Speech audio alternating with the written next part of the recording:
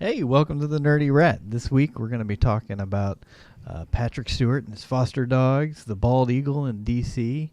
My brother asks why rats, and we're going to talk about Skull Island. So enjoy.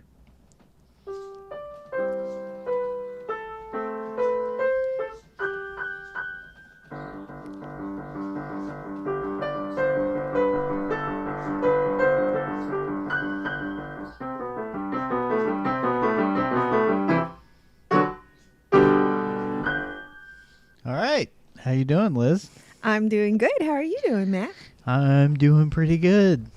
So your brother asked this week, why do you want to keep rats as a pet? Well, let me. So this question comes from my brother via my mother, because thank you, Steve. But he sent me some feedback about the show, and he said this to my mom when my mom was visiting him. And he said, "I don't want to sound like I'm trolling, but I was wondering why rats." And I think that's a fair question for somebody who's never kept a rat. It's definitely a good You question. know, when I originally had this idea to do the podcast, my kind of target audience, I guess, was other rat owners, people who already owned rats or wanted to get a rat. I wasn't really thinking like I would need to explain, but it's a fair question if you've never had one. So I figure we could talk about it because it is kind of, there's a lot of reasons. Like me personally, I remember when I was a kid. You ever see the movie Abyss? Yeah, we watched it together. Oh, It's one of okay, your that's right. favorite Yeah, movies. yeah. So I made Liz watch it because it was one of my it was one of my mom's favorite movies, to be fair. But in the movie, there's a guy who has a pet rat living in this rig, and it would just kind of hang out on his shoulder and stuff. Right. And I remember seeing that. I always thought that was like a really cool pet to have, like a pet that would just hang out on your shoulder with you. Yeah. While yeah. you were, and Well, and in the movie too, it's very sweet and it's like a very nice rat, and it presents a very different image from, like, say, your stereotypical idea of a dirty, scary New York City rat. I've never know? I've never really felt that way about rats. Like I think a lot of people, like, I mean, where I grew up, like we didn't have rats in Lakeland, Florida, where I grew up. But like in DC and New York City, you see them like in the sewers and the parks and stuff. Right. Like there's a park I drive home from every day that has a rat. Like I frequently see rats running across the street. I've just never thought they were gross, honestly.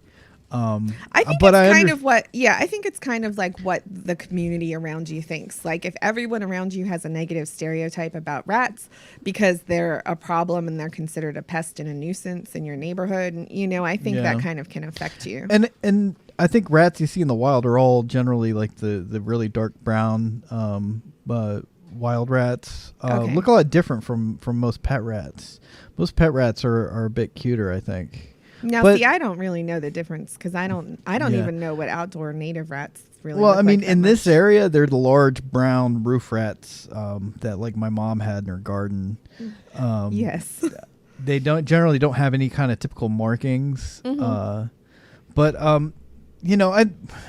when I was that initially, like, seeing that pet in that movie initially had me interested in it, but I didn't get a rat till I was much older, like in my 20s, and I wanted a pet, and a lot of people I knew, like in a lot of houses I'd lived in before, there had been cats and stuff, but like I never really connected with any of the cats. And when I got my first rat, like it was really, really sweet, and I would just kind of fell in love immediately, and I've really been keeping rats for most of the time since then. And I mean, I think for a lot of people keep rats because if you're younger and you're living in an apartment where you're necessarily not allowed to have like a dog or a cat, or they have restrictions on like how big of a dog or a cat you can get, or breed restrictions. If you get a rat, a lot of times like you don't even have to put a pet deposit down at most apartments. I know I didn't. Because as long as you're keeping them in a cage and they're not like running around the apartment, they're not going to charge, because generally they charge you like a pet deposit if If it's you have a something cat that or a dog that's the gonna carpet. Yeah, that's gonna mess up the carpet. It's basically a carpet replacement fee. Right. Like I was never charged for having parakeets in an apartment. And in fact, I lived in apartments that had a no pet policy, and I specifically asked, can I have my parakeets? And they said, oh yeah, you can have your parakeets. So yeah, sometimes now you do have to be careful though, because I want to point out we did end up having to take in Rocky and Fancy from that mom who was living in an apartment, and she didn't know that she couldn't have rats. And I don't know if maintenance saw them or a neighbor. I don't know how a neighbor would have found them. I'm guessing maintenance probably saw them. And she had to give them up. And she loved those rats so much. Yeah. And she just was absolutely stuck. You know, I guess she was not in a position to move or get out of her lease. Some apartments are just real a-holes about it. Yeah, so you definitely want to check before you buy a rat, because you may have, especially if you're renting, you may have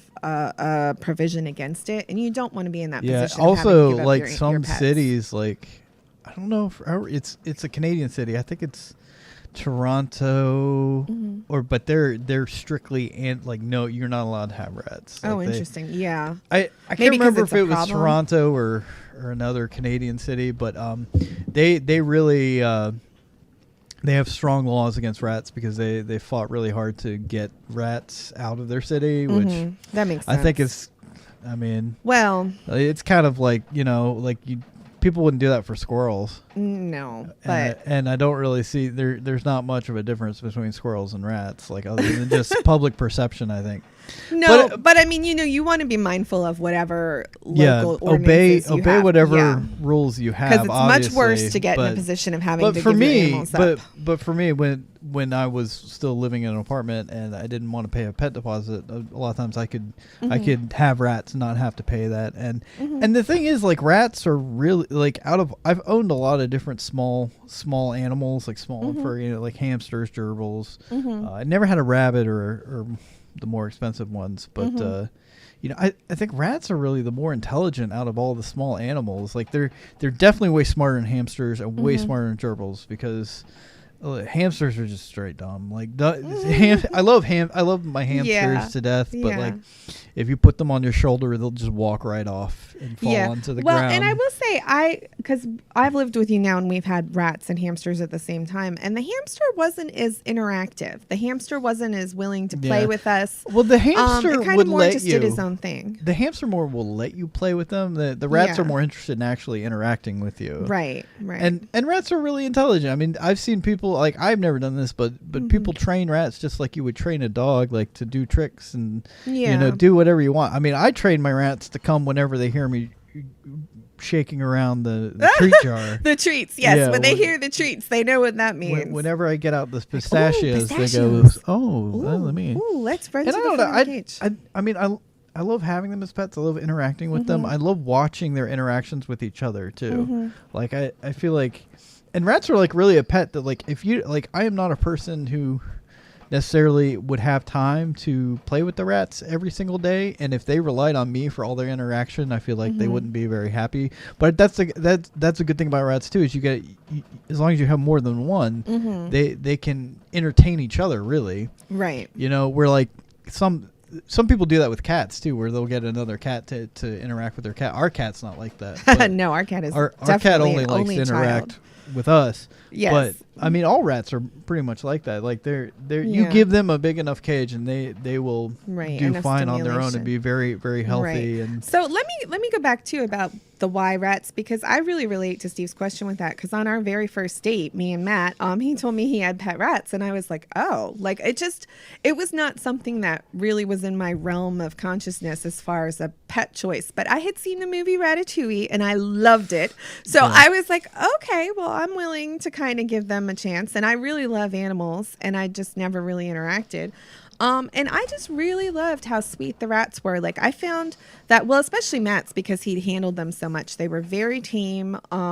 They weren't really like skittish. Like, I feel like pet mice can be sometimes really skittish, and like they weren't skittish. Like, they really had their own little personalities, and they really, you know, they would kind of do their own things in a thoughtful way. Like when Matt was saying they're intelligent, like they really play thoughtfully, and like they each have their own little personality of how they like to play and how they like to interact. And I could relate to that because I have parakeets, and my parakeets were so individual, and sometimes people don't know that when they're not familiar with small animals. So I thought it was really neat how they like to interact and how friendly they were. And they're really clean. I mean, I didn't think, they'd be clean, but they're really clean. And so, they're just sweet, nice, little furry, cuddly pets. Yeah, and they don't smell as long as you clean the cage like once every 2 weeks. Or once every week. I mean, once every week. It kind of depends how many rats you have, but once a week is best. I would love to have the energy to clean. Like I usually spot clean every other day or so. Yeah. Like to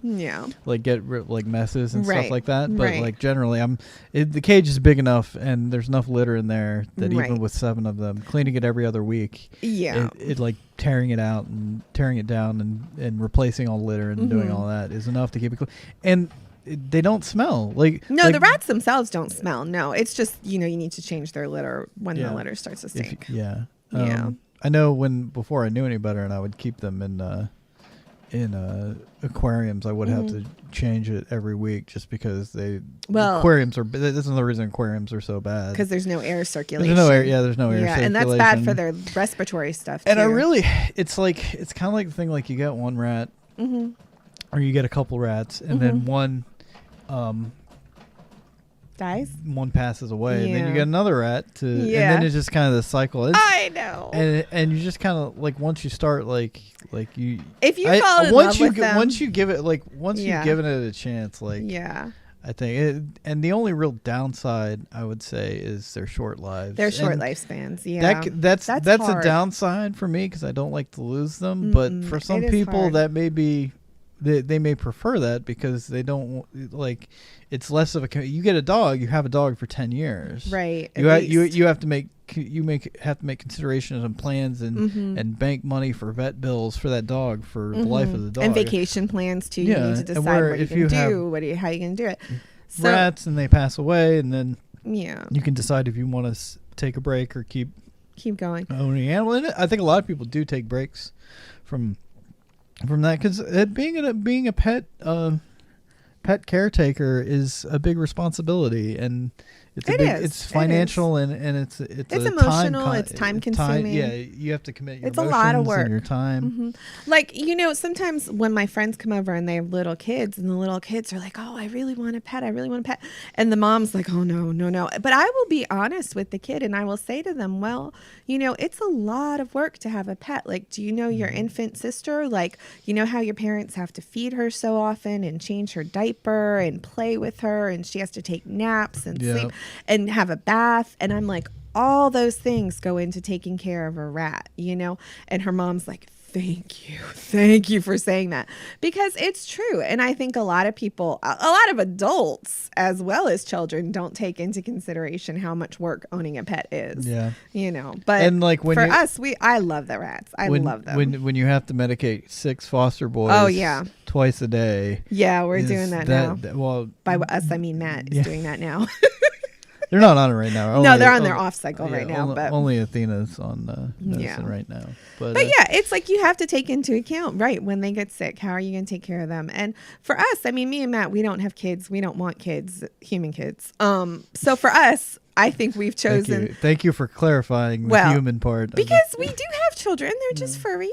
But for us, we prefer to have animals, and I think we'll always have animals in our lives because for us, that's what we love, and that's how we love to spend our time. And we've got 2 applications in for our fosters now, so at least 2 of them will be getting adopted next week. Right, which means we'll only have 2 left. So we'll see. We're not sure yet who's going to get adopted. Sweet boys, because their forever mom is going to pick which 2 she wants. But these really are, again, the sweetest little boys. We would love for the last 2 to go to their forever family. Yeah, so make sure you look at our page. Boy rats are kind of like boy cats.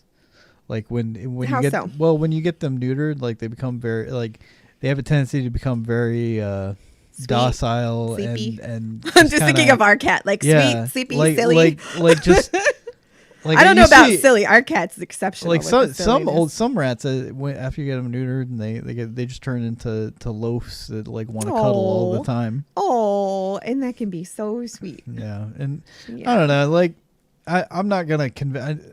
If you think rats are gross, don't get them. Oh, definitely. You never want to get a pet that I don't think I'm gross. gonna ever convince, but I mean, I think that's a fair question. It's a fair question to ask. I think it is a fair question, and that's just kind of how I got into got into keeping rats, and also I will say the rats are very interesting. Like they're playful to watch. Like it's fun to watch them, to me, like eating their food and running around their wheels, and like they'll play and like rip boxes up, and they'll make nests, and they'll sit in their hammocks, and like they do a lot of interesting things. I try to change out every couple of days. We give them one of those soda can boxes. Yeah, like if you get like a 12-pack of soda cans, and they will take it and they will build a nest in it, and they'll hang out in there, and that's always fun to watch them. Yeah, they'll pull the different litter and things into it, and they'll just kind of make it their little hidey hole. I left my rat hoodie next to the cage. The rat hoodie we were talking about last episode that I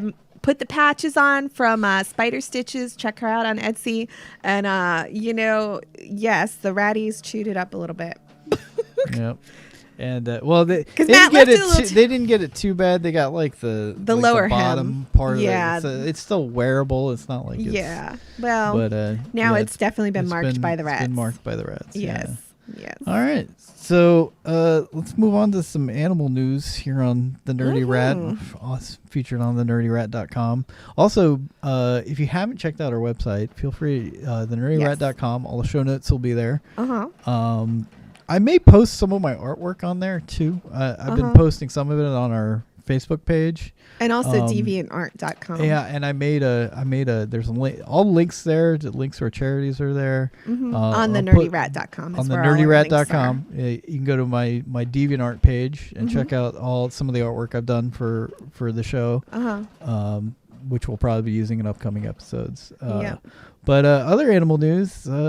You want to talk about the bald eagles here in D.C.? Yeah, so we have a couple nesting pairs of bald eagles here in D.C., which is really exciting news for animal conservationists, because bald eagles are endangered or were endangered, and now they're making a comeback in the wild.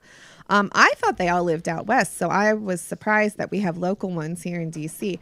But two mated pairs have been nesting the last several weeks, and two of them, there was an article in the Washington Post we had a snowstorm this past week with several inches of snow, and these birds are sitting on their nest keeping their eggs warm, and we had the sweetest little picture of the two birds covered with snow staying on top of their eggs to keep the eggs warm, and it was so sweet. Like the mom was on top of them, and then the dad was like half shielding the mom on top of her. They were both covered with snow. We'll put a link to the Washington Post article in the show notes. It was really cute. And then there's a video, one of the eggs hatched a little bit later in the week, so there's a little video of that too. There's two of them. Did you see this? I didn't see the second one yet hatch. I saw the first one hatched, but probably the second one is hatched as well. Is that what you're saying? Well, they've got a picture on the Washington Post article of the two little babies. Oh, so they both hatched. Awesome. Yeah. And there's two different nests, I think. So that's probably two from the one nest. And I'm not sure if they have a camera on the second nest, but they have like a live cam on one of the nests. So. Right.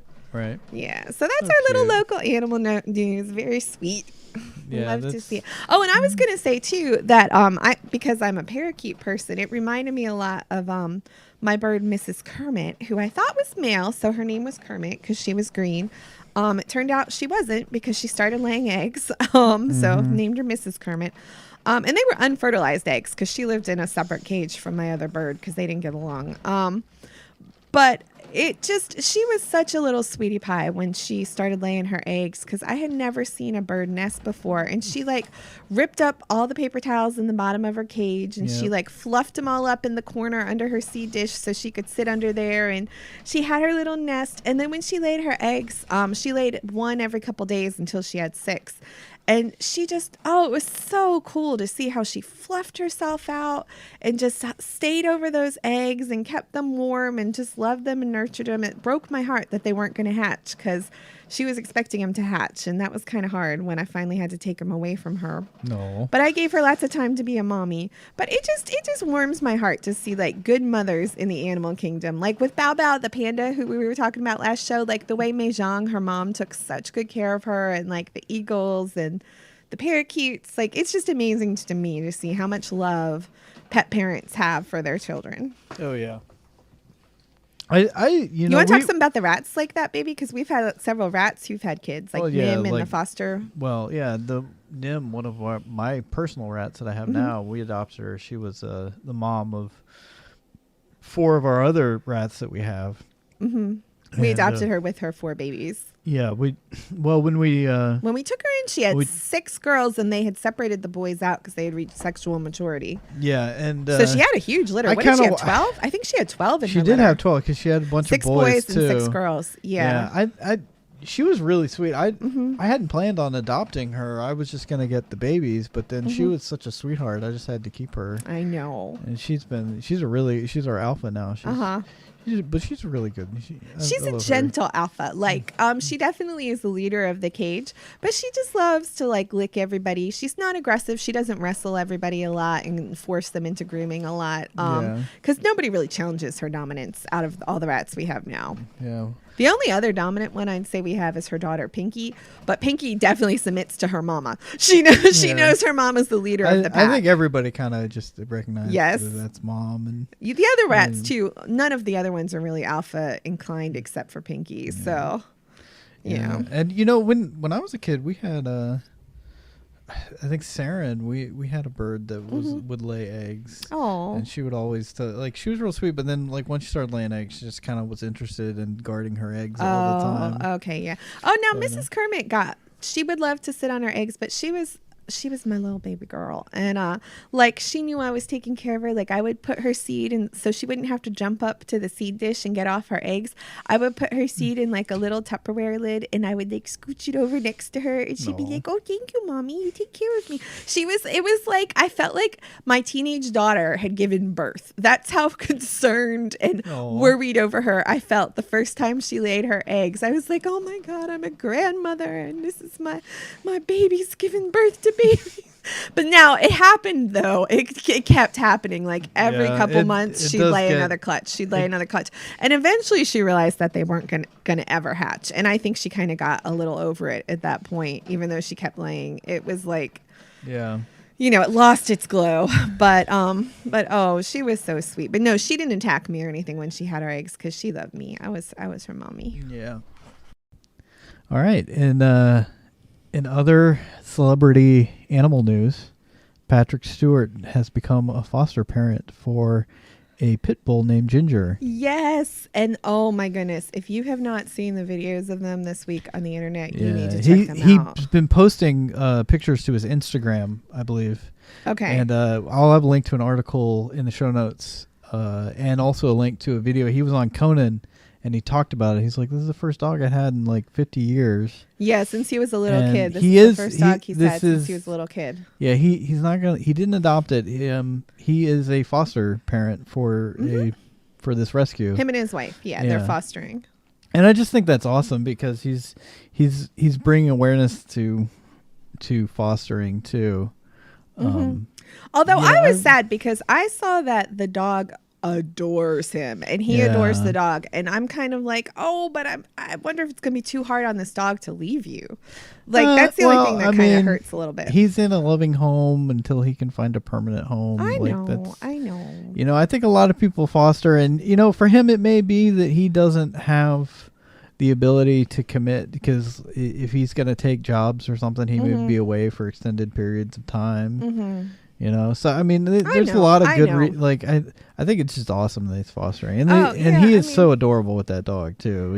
Yes, it was like asleep on the couch, and it was like he gives you a little kiss. He's like, "Yes, we shall punish it for being on the couch with a kiss." And then he's so cute. It was very cute. He's just the most adorable man on the planet. I know. And the dog is adorable too. Yes. It really annoys me that people have such a bad like opinion of pit bulls and German shepherds and certain breeds. There's no difference between a pit bull and a lab. No, like, they are the same dog. If you treat them the same way, you will get the exact same type of personalities out of both of them. Exactly. Like we have a Rottweiler who lives across the street. That is the friendliest, happiest dog. My God. She just loves everyone. Like she's just really sweet. She is just like the biggest ball of fluff, sweet ball and you ever you know could imagine. What's happened in this area too is a lot of places have outlawed like pit bulls, and what happened was all the shelters filled up with nothing but pit bulls because everybody got them and then had to get rid of them. I mean, when I was back living in apartments, I remember it either became a county decree or even a state decree. I'm not sure if it was county or statewide. So all these people in apartments who already had pit bulls were now being told by their apartment communities that they couldn't couldn't keep their dogs, and they're trapped in a lease. They love their dogs. It's like, what are you going to do? It was awful. What can you do? I think that's an awful situation. I just think, again, you know what? Be more assertive with watching out for fighting rings and vicious animals. Yeah, I mean, that's it's not the dogs. No. Like, fighting rings are not the dog's fault. It's people. It's like, people. You're punishing the dogs for people. For people. Yeah. And just have animal control. Be more diligent, or whatever, but I don't think the solution is I had a friend a few years ago who had a pit bull that came from a pit bull rescue in Virginia, and she was the sweetest dog, and I've never met a pit bull that was mean. Yeah. Ever. I mean, I haven't met many dogs that were mean. Yeah. The only dog I can remember off the top of my head that I ever met that was mean was probably a Chihuahua. Oh yeah, those little dogs. But it wasn't. I don't think it was because he was a Chihuahua. I think it was because he was abused. Yeah, and that's and he had a terrible attitude because his former owner had abused him. Of course. So it's like, dogs are, by the way, like children, they're going to react how you treat them. So, that's why, I want to hop onto that because tangent, but it reminded me as a teacher too, we always used to say the apple doesn't fall far from the tree. Yeah. And I would never blame a child for acting out or being any kind of certain way, because the thing is, yes, you want to teach them boundaries and you want to teach them to be better, but they are that way because of the way they are treated by their parents or guardians. And it's just I don't like when I see people blame kids or blame dogs or blame animals for things, because when you're a young or powerless or vulnerable creature, you're going to react to how you've been treated. So, no matter what it is, it's up to the responsible parent, guardian, owner, whoever it is, to deliver love and affection and be a good, pet parent or human parent. The truth is any animal can become a well-natured Well, let's talk for a minute about Tippy Toe, because she was just our rat Tippy Toe. She was just coming up to me in our cage today, licking on me and being so sweet. And she is one of our rats. I think we've talked about her before. She was found outside, and someone knew she was a pet rat because she was white and not brown like the outdoor rats. And Tippy was so skittish and shy when we first got her. She really was not. She was scared of people. She was just kind of scared of everything. Yeah, really. She was traumatized. I think being with our group has helped a lot, and also just being with us, and because now she is just the sweetest girl, and I think it's so amazing to see how animals can sometimes be rehabilitated like that too. Yeah, she's, I've had a number of rats that have come around a lot, like Mama and Tippy Toe. Yeah. Doreen was pretty skittish. Doreen was very shy when we first got her too. She was shy and depressed because she had come from a shelter where her cage mate had died, and she was just so sad. Yeah. And she just turned into the most loving girl with us and our rats. So yeah, just even if you get a quote emotionally damaged pet or something, a lot of them the worst can be animal can come around with enough patience, and love. So let's moving on to some nerdy stuff. That sort of has to do with animals. Oh, yes. Because guess what we saw this weekend? So we saw Kong Skull Island. That's right. We did rent the original 1933 Kong. Yes, we did. And we watched that ahead of time to get ready for the new one. Which I had seen before, but Matt had never seen before. So Matt, what were your impressions of it? I was really impressed. And I'd never seen it before. I'd always seen like clips of it. Of course, and stuff, yeah, because it's you so know. famous. And I remember I watched this documentary on the making of Star Wars when I was a kid, and I remember they referenced a lot of the claymation in that film, and I always thought it was like just kind of cheesy, like early. But I mean, like watching it, like that was really probably the original summer blockbuster action, like effects-driven action film, because, you know, like some of the claymation was a little cheesy and some of the animation was a little, but it was done really well. You know, I was really impressed. Like the giant dinosaurs, the giant head that they created for some of the scenes where he would put them in his mouth and he would like chew on them. Oh yeah. And then they would have like the actor, like close up of the actor in the giant. Right. So they actually sculpted that. Right. They sculpted like it was the like head a live. and the hand. It was like a full size. And I gotta say, like the effects were pretty good, you know, and it was a pretty impressive film. And when you consider too, this was, like Matt said, probably the first film that used such an extent of special effects like this. Like, I was really impressed that the claymation, all of the characters moved in such sophisticated ways, like their heads, their arms, their tails. Like they weren't just stiff and wonky movements. Like they were really moving in a variety of ways. I really liked in that one, every time King Kong would kill something, he would like kind of shake it to make sure it was dead. Oh yeah. like when he killed, like I think he killed the. He when he killed the dinosaur and he kind of like picked it up to see if it was dead, and then later he fought the snake and he kind of did the same thing. He's like, "You dead? You did? You really did? You faking it?" I was like, those are the details that I like to see in my like I really want. Like, now I will say something that I really appreciated in the old King Kong was how gorgeous the cinematography was, because they really thought of it like as an art, and you could see that shot after shot after shot, like the framing of the shot and the scenery and the background and the costumes. And it's in black and white, which is in some ways you have to be a little bit more skilled because you have to think about the contrasts and how it's going to show up on the screen.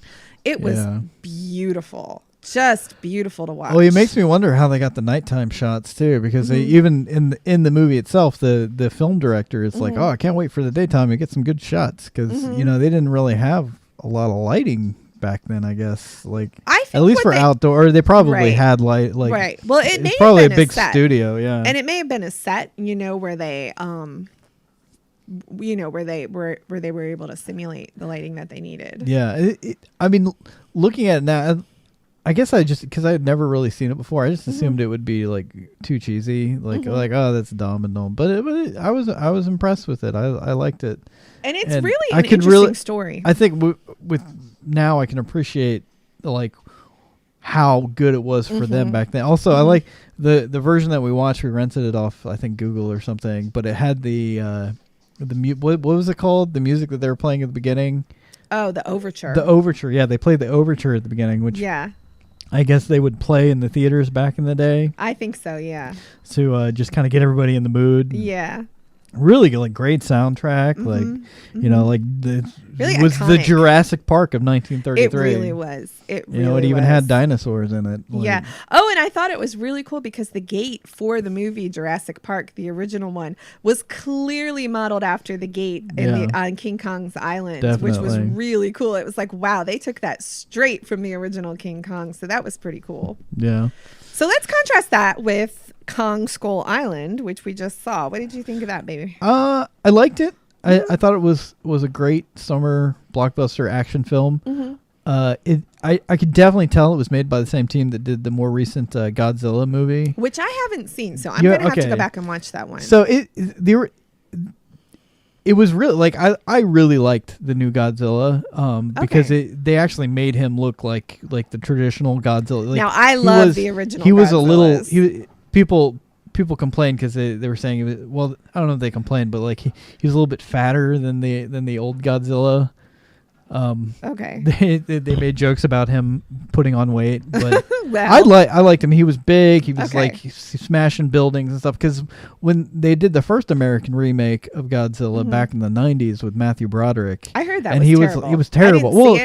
He was like the Godzilla, and that was like the size of King Kong. He was only like maybe like 10 stories high, okay. like enough to like pick somebody up, but like not enough like to smash a city. Now in Kong Skull Island, they seem to have made King Kong much bigger, and I think that might be because they might do it like a Godzilla versus King Kong in the future. Okay, that would be cool. But I liked it. It was a completely different story, but it was pretty much the same King Kong from the original, like very much the same kind of idea, except in this one King Kong is protecting the islanders from the bone. What do you call them? The skeleton monsters? What skull crawlers? Yeah, the I can't skull remember crawlers. What he called them. Skull crawlers. Yeah, he was like, well, it sounds kind of dumb. Like in the movie when he's like, yeah, well, it sounds kind of dumb when I say it. I haven't said it out loud before. You can call him something else if you want. Yeah, that was like the funniest part of the movie, and I was really sad that was in the trailer, because that was like a really. Oh, I don't think I saw a lot of the trailers for it because I didn't remember that. We can talk about that in a minute, but yeah. So yeah, in this version of King Kong, they come to the island. It's kind of like they're claiming it's a survey mission, but it's not really. They're looking for Kong. and the island in this movie is spoilers, by the way. All of our podcasts when we talk about movies, there's gonna be spoilers. Yes. So spoilers. So in this one, it's the end of the Vietnam War. We're pulling out, and they want to go to the survey mission to this island, and it's like surrounded by a constant storm. I guess like a storm. So they said the only way they can get in is with helicopters. Yeah. So they go in, and then they set off these bombs, I guess, to map the underground. So they say they're setting off the bombs to do a geological survey. So they set off the bombs, and Kong attacks them. Right. And then the military guy, played by Sam Jackson. I didn't like his character all that much. I guess they were going for like a real Ahab kind of character, because he goes on this like ridiculous mission to try and kill Kong. Right. Even when everyone else is like, no, we shouldn't kill Kong because he's the only thing protecting us from these bigger monsters. Right, exactly. But overall, I really liked it. It was fun. There's some inconsistencies, like when they're taking off from all the helicopters are taking off of the ship, and stuff like this really bothers me. But when you see the shot of the ship, there's 6 helicopters, I think, total. There's like 5 and then 1 big helicopter. They all take off, and then the scene they're flying into the weather storm, and there's all of a sudden there's like twice as many helicopters as there was. I counted, there's like 12 helicopters. Yeah. But there was only 5 there was only 6 on the ship. I was like, where did all these did they multiply? Like, yeah. I don't know. Maybe I saw it, but it definitely looked to me, because I remember counting the helicopters on the ship, and then all of a sudden there's more. And there was a few other inconsistencies like that, but overall it was a real fun action, kind of like turn your brain off and enjoy giant monsters fighting each other. Yeah, now it was okay. Now for me, I am the kind of person, I don't like to see animals get hurt at all, even if they're like monster-ish animals. So for me, I actually kind of felt like, I kind of don't like some of this, because I felt like, I don't care if it's a skull crawler or whatever they call it. Like, I don't like to see it get killed. Yeah. And I didn't like to see King Kong get hurt. And so, I don't know. For me, I felt like that made it a little harder for me to engage with it and enjoy it. He kills a giant squid, and then... Yeah, and then he like eats it. And I'm like, no, poor squid, no. I was like, oh yeah, King Kong's like, sushi. Yeah, I mean, it was funny, but it's like, for me, I felt like that made it a little harder for me to connect to the movie. Never really watch any nature documentaries. I don't, honey, I don't. The only ones we go see are like those Disney ones where nobody gets killed, like the monkey ones. Yeah, those are usually pretty tame. Yeah. I love those though. They come out like every year. They're really nice. What do they do before the monkeys? I don't remember, babe. But anyway, they do it for Earth Day every year. Yeah, but I mean, that's my point. For me, that's why I had some trouble enjoying it. Now, I will say I really liked seeing Brie Larson, because she's been picked to play Captain Marvel in the standalone Captain Marvel movie. The cast in this movie was amazing. I got the sense that Brie Larson is going to make an amazing Captain Marvel. She was tough, but she could be vulnerable. She could hold her own, but I could see now Captain Marvel in the comics, at least, is a very complicated character with many flaws. And I could see that Brie Larson, I think, is going to do a really good job. Now, I hope the writing for the Captain Marvel movie is good enough that she can really shine. But I felt very confident after seeing this movie about the casting of Brie Larson. I liked her. I think like this movie, they really put a good casting. Like Tom Hiddleston was one of the main characters. You had and that was funny because you all know he's Loki. Yeah, so if Loki and Captain Marvel ever have some scenes together in future movies, that's funny. And John C. Reilly, John Goodman. John Goodman. I love John Goodman. He's looking pretty healthy too. It looks like he lost. Yeah, he looks like he lost some weight. I really like John C. Reilly. I thought his character, John C. Reilly, is hilarious. Was one of the funniest because he's clearly the comic relief. He's been marooned on the island for about 30 years. He's been living with the Islanders, but he was a World War II pilot. So he landed very funny. He landed on the island with a Japanese pilot, and they were fighting in the beginning of the movie, and then Godzilla kind of breaks them up. Kong. Or no, sorry, King Kong. Oh, that reminds me. By the way, thank you to my brother Steve. He pointed out last week we were talking about the Star Wars movie. Ken Long in the Star Wars movie.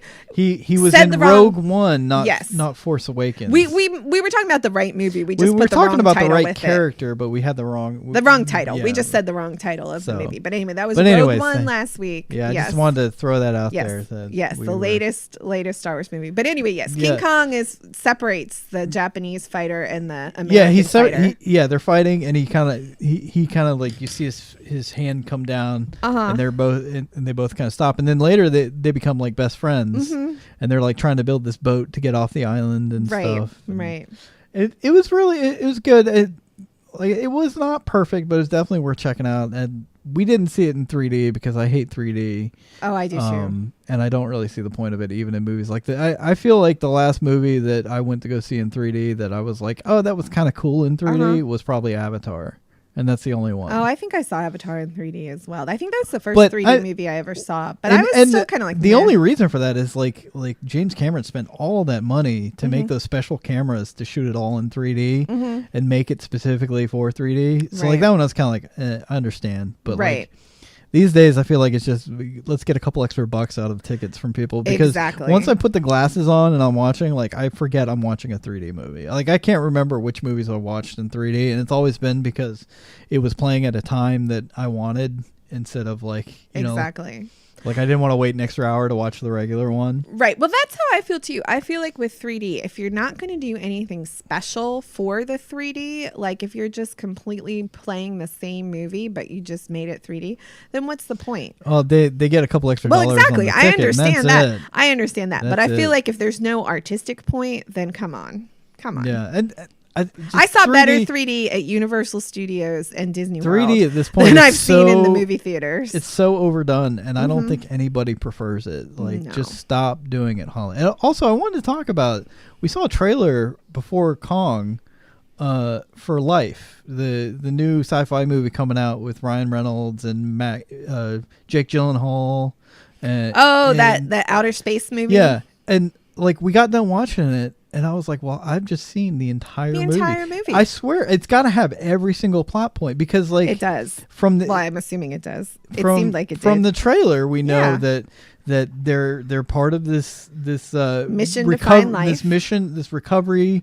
They're recovering the satellite that came back from Mars. Right. And there's some sort of life on it, and it grows, and then they show us everybody who it attacks, everybody who it kills. In the trailer, they have exposition that explains that this being wiped out all life on Mars years ago. Yep. And then you see the space station that they're on kind of blow up, and they're like, ew, if it gets to Earth, if we re-enter the Earth's atmosphere, we won't survive, but it will. It's like, how much of this movie do you need to put in this trailer? Like, like, and it makes me want to not see trailers anymore, but it's like, how can you avoid them? They put 20 of them in front of every movie you go see. I know. And that I'm is disappointing. So many movies recently have been ruined for me by trailers, or if not ruined, at least like made the experience much less because I knew more than I needed to know going into the movie. Exactly. You know, it's like I really don't want to see Life now because I'm not going to. It's like we've seen the whole movie. We know who dies. We know when they die. We know what they have to do. I mean,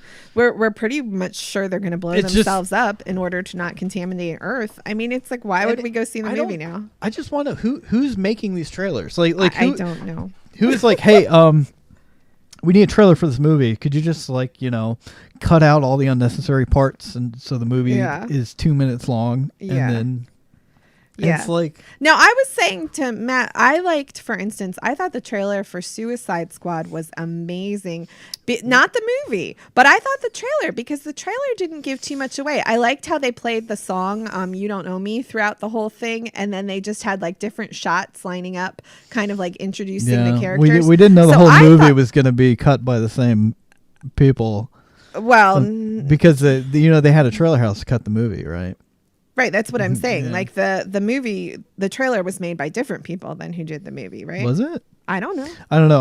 All I'm saying is that the trailer for Suicide Squad was the way a trailer should be. It was good because it didn't give away major plot points. We didn't know who the villain was. It made you want to see the movie, and it didn't give things away. And that's what I'm saying is what's good about that. That's how trailers should be. I've seen a lot of like old trailers. Like you watch the original trailer for Star Wars, like.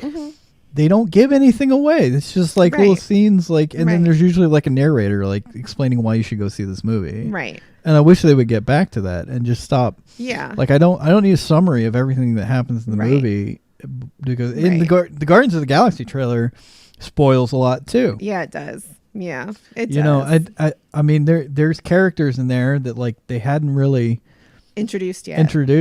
And they're like, oh well, there it is. You know. Right.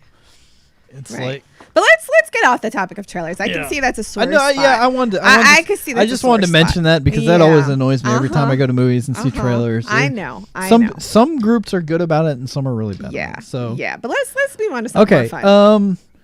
Okay. So I saw Get Out this week too. Now, Get Out is a horror movie. I do not go see horror movies unless they have to do with zombies. So I'm going to ask Matt some questions about it. So I can enjoy the experience without being horrified. So if you haven't seen the movie, it's the first horror film by Jordan Peele of Key and Peele, and he it's really good.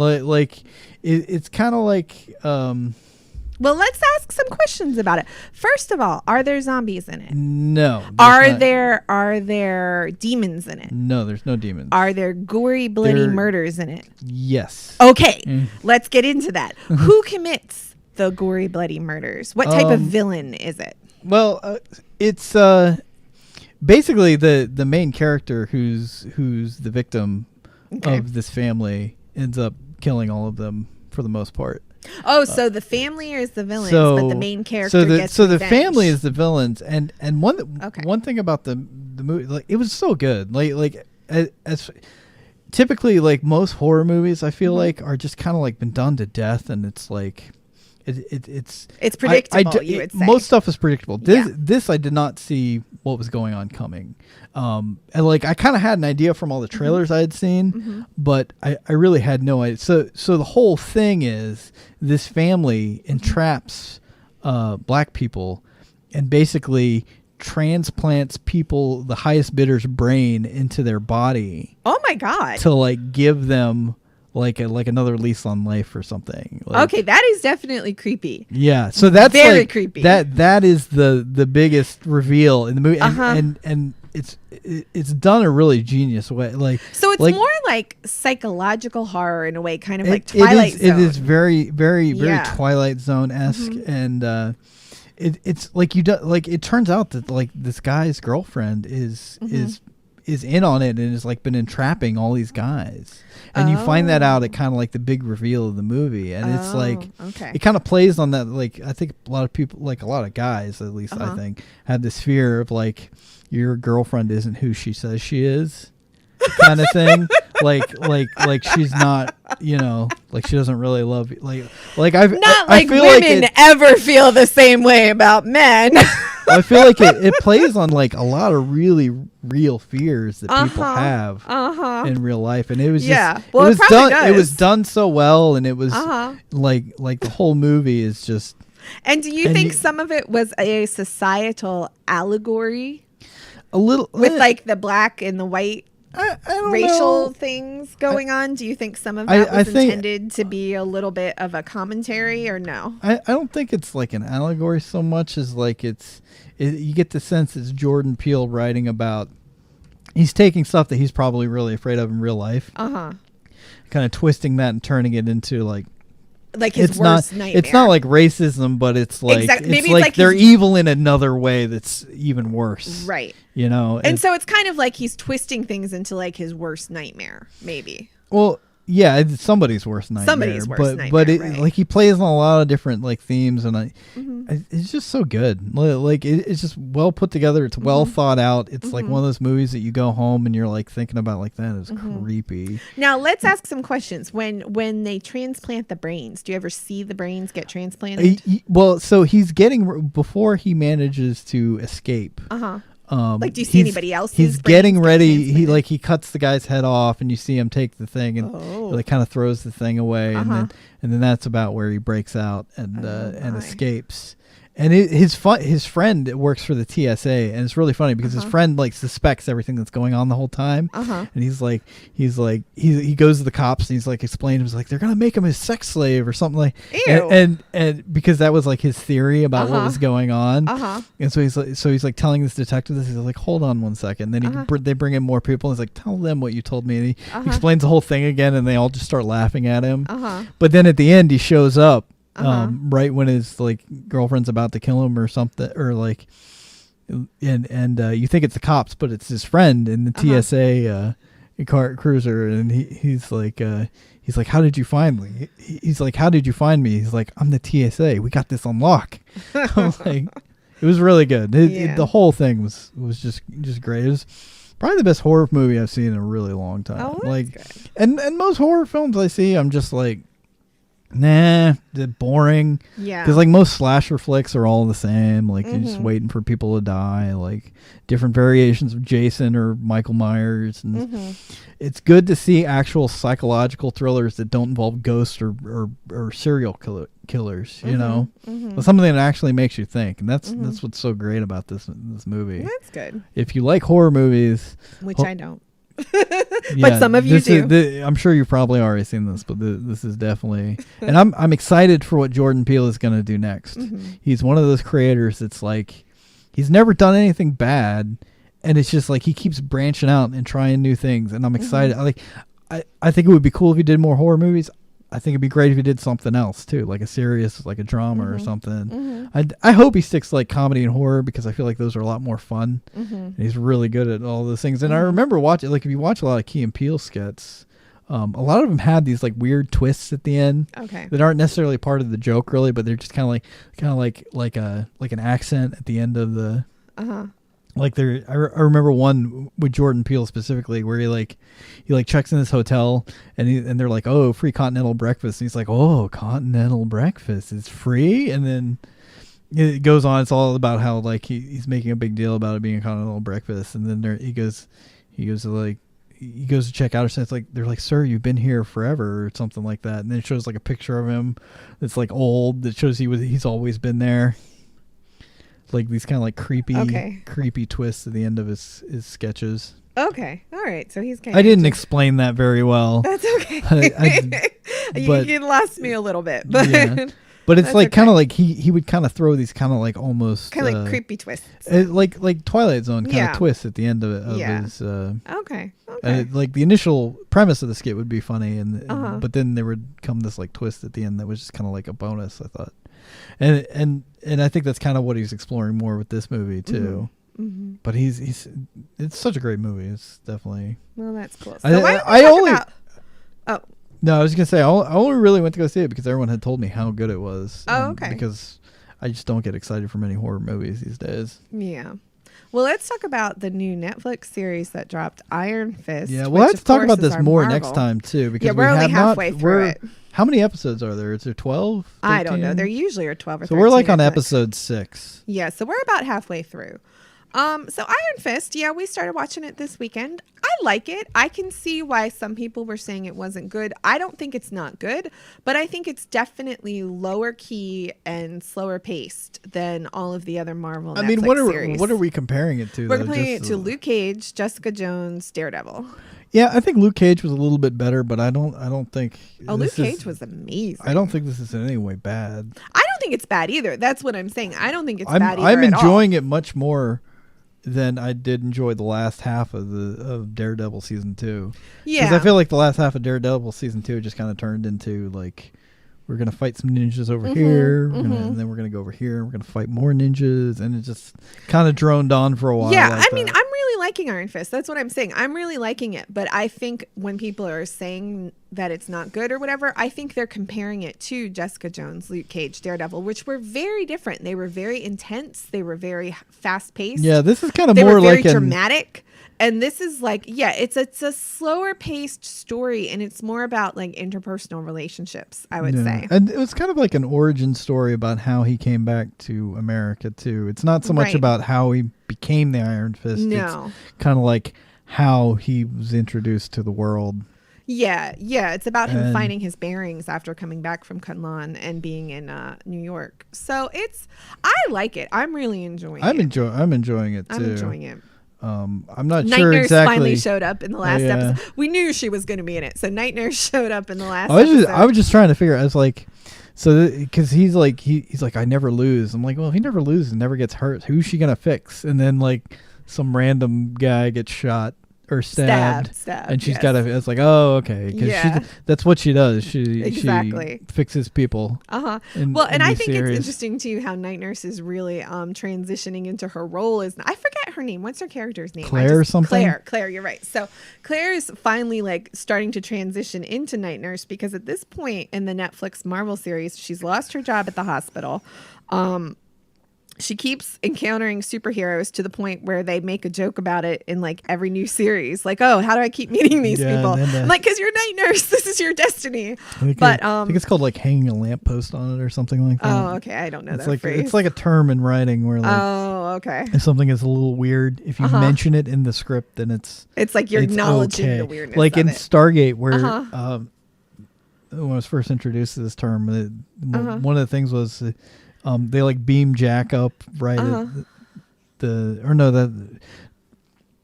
I forget. I think it was in the episode where they were they had the TV show, like the Stargate TV show. Okay, yeah. And he was explaining that principle, like if something seems a little bit too convenient or too obvious, if you have your characters mention it, it suddenly becomes acceptable to them. They acknowledge that it's too obvious. They acknowledge that it's too convenient. And it was funny because in Stargate, oftentimes Jack would get beamed up by one of the Asgards, and he was like, "That was really convenient timing." Yeah, because I understand that concept, because then it's like you're bringing the audience in on the joke. It's kind of like a wink to the audience, like we know what we're doing. These days we call it meta, but okay, meta, yeah. So whatever. But anyway, yes. So Night Nurse has made her reappearance, and I thought it was cute because at the end of Luke Cage, she and Luke are dating, and there's one point in this episode where she goes, "Sweet Christmas," which is Luke's catchphrase, and I was like, she's been hanging out with I hope they bring in Daredevil or I don't know if they will until they get to the Defenders series. I feel I'm not sure if they will. I feel like it'd be. I mean, because he's in New York, like he's dealing with all these people. Like you'd think they would interact with each other. But that's what the series, The Defenders, is going to be. Yeah, but I mean, like you're setting it up. Like Punisher was in Daredevil, so. Yeah, but he was part of the storyline in Daredevil. Yeah, that's true. I mean, he's not a Defender either. I just want to see more Daredevil and Luke Cage. I know, but we will. We'll see it in Defenders. I want to see more Jessica Jones. What do you think of Iron Fist as a character? I feel kind of meh about him as a character. Yeah, I understand that. He's not real catchy. He's just a little bit too blasé, I feel like. Like even like his fighting is a little bit too blasé.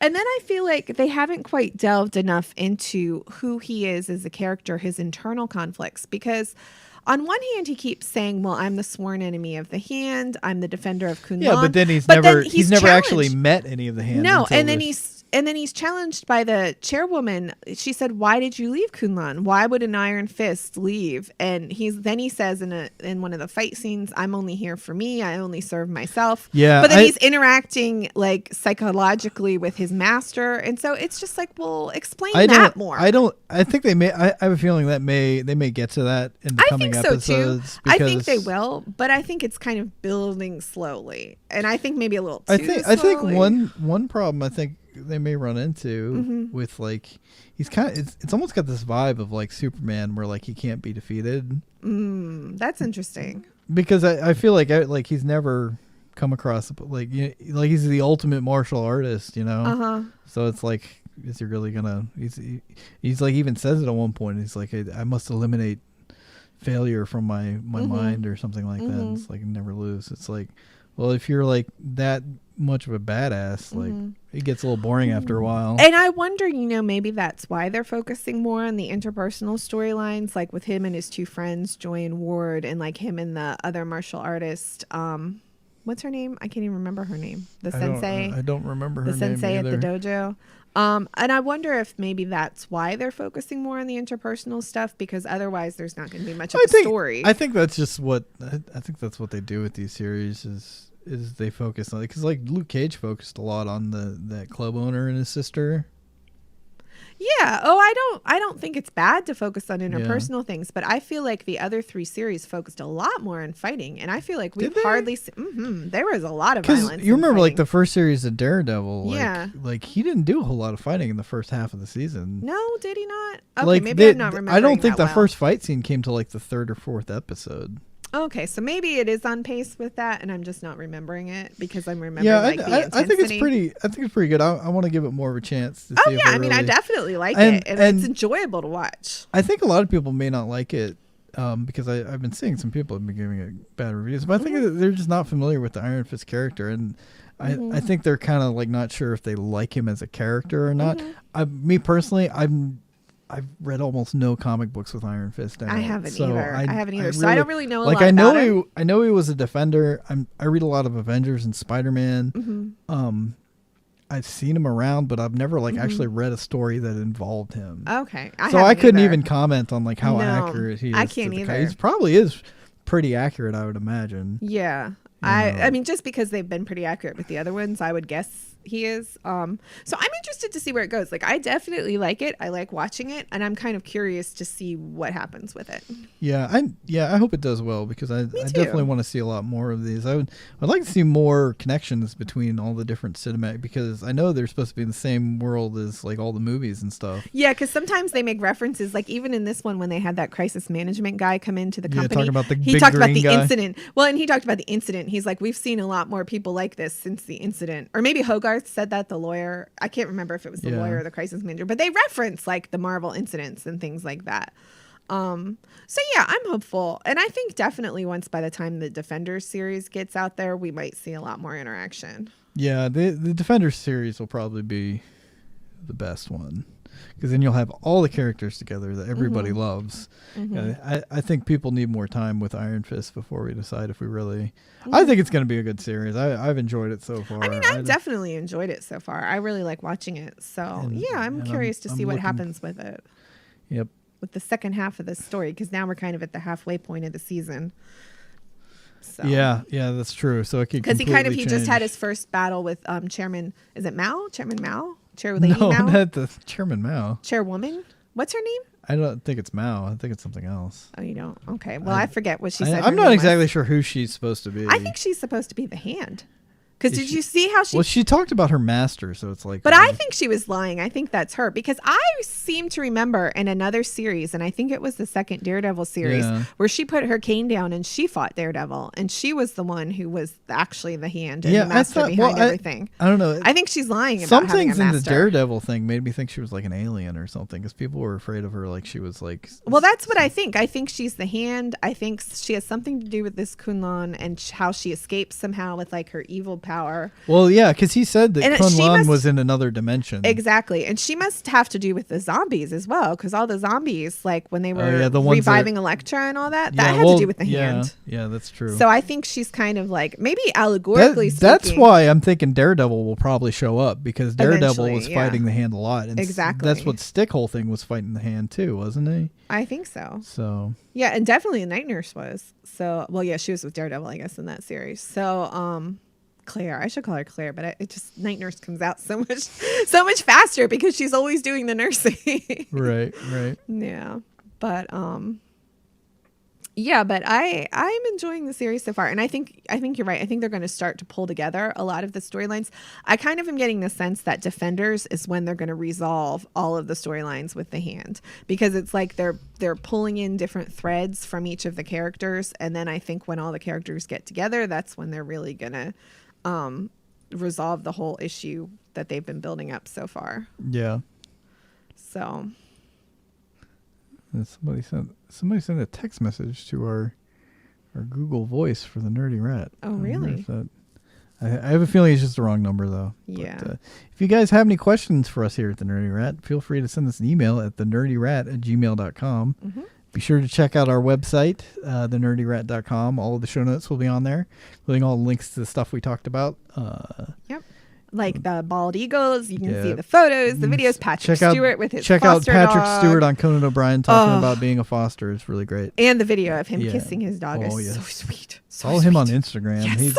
He posts so much stuff. And if you feel so inclined, you can make a donation to one of our charities. We have Small Angels Rescue, which rescues the rats, guinea pigs, hamsters, gerbils, mice, and they're a 501c3 nonprofit. And we also have a link to Extra Life, which Matt raises funds for through his video gaming streaming, and that benefits Children's Miracle Networks. And his charity is the Children's Hospital in DC, and all of that money raised goes directly to patient funds for patients who can't afford care.